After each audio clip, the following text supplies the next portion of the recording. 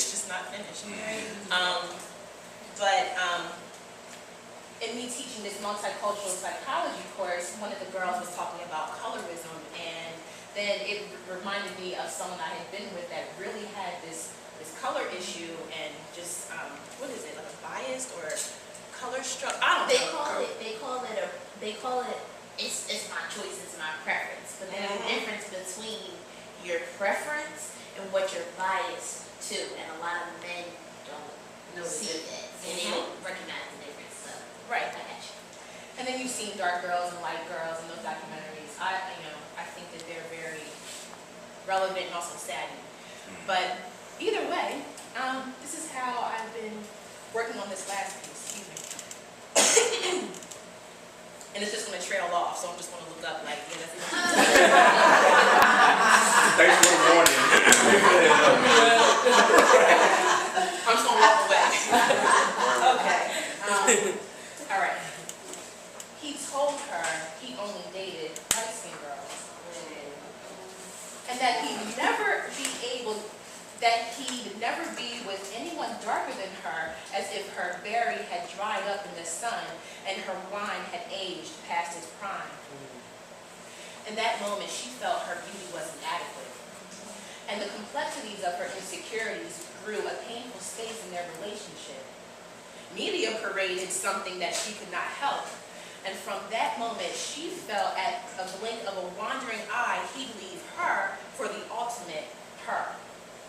Her disdain deepened with his surface level comment, preventing her from thinking she had any value in his eyes. A reflection of his immaturity mirroring a demon she fought all her life. She was okay, but she wasn't good enough. She was thin, but not toned enough. Thick in the right places, but not curvy enough. And really, he just wasn't man enough. His skin wasn't tough enough to avoid the permeation of colorism. He injected her confidence with the poison she reluctantly endured, unknowingly puppeteering her behaviors into avoiding the sun she loved so much, afraid to be darker and uglier in his image. She strove to be his fantasy in an unrealistic dream.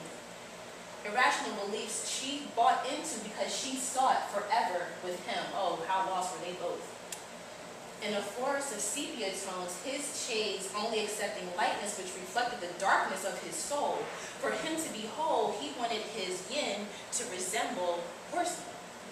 And this made me think, how many battles did his chocolate hands fight? Melting under the pressure that he was also not good enough and furthermore deemed dangerous. The strangeness of his self-hatred projected inaccurate images onto her. But really, the war was his.